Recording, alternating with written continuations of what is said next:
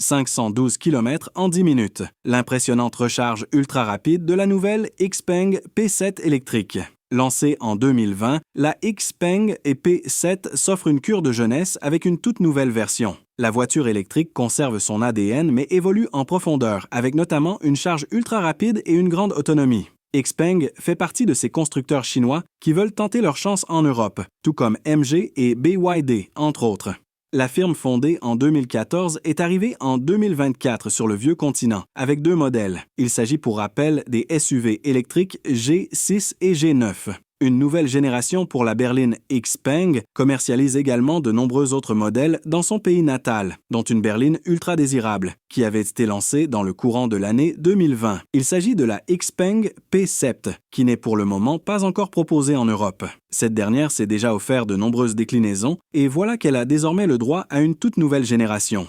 À vrai dire, celle-ci avait déjà été montrée en Chine, mais toutes les informations techniques n'avaient pas encore été révélées. C'est donc désormais chose faite, puisque le constructeur vient de publier un communiqué de presse complet, ou presque, car il ne détaille pas les dimensions, contrairement aux premières informations divulguées par le ministère chinois de l'Industrie. La berline devrait alors mesurer 5,02 mètres de long pour 1,97 mètres de large et 1,43 mètres de haut, de quoi lui permettre de rivaliser frontalement avec la Tesla Model S et la BYD Seal, entre autres.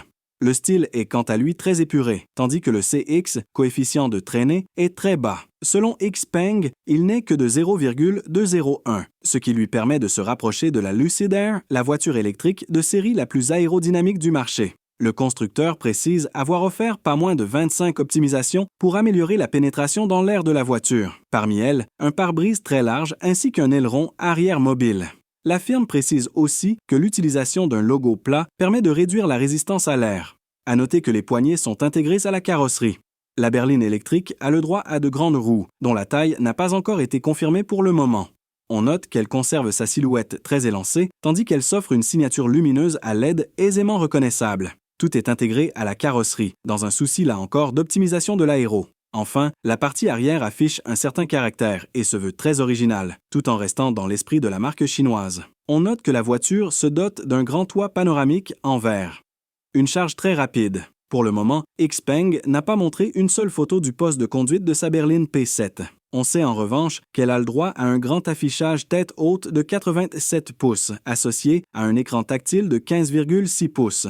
Celui-ci peut bouger lorsque le conducteur utilise l'assistance vocale et fait appel à l'IA pour fonctionner, grâce à des puces Turing AI et Qualcomm 8295P. On ne sait pas encore si Apple CarPlay et Android Auto seront de la partie. La voiture offre une habitabilité généreuse et un grand coffre. Celui-ci passe de 575 à 1929 litres lorsque la banquette arrière est rabattue. Il est associé à un frunk de 63 litres à l'avant. Pour le moment, pas un mot n'a été dit sur la puissance de la voiture, ni sur la capacité de la batterie. On sait seulement que l'autonomie est comprise entre 702 et 820 km, soit jusqu'à 697 km WLTP. À noter qu'une version dotée d'une transmission intégrale est également proposée dans la gamme. Mais ce qui frappe surtout, c'est la vitesse de charge de la nouvelle Xpeng P7. Elle atteint les 5 C grâce à une architecture 800 volts, ce qui lui permet d'encaisser une puissance de 486 kW. De quoi récupérer 512 km en seulement 10 minutes. Reste désormais à savoir si cette nouvelle génération fera un jour son arrivée en Europe, ce qui n'est pas à exclure, mais il faudra composer avec des prix en hausse en raison des droits de douane. De plus, la voiture ne sera pas éligible au bonus écologique en raison de sa production en Chine.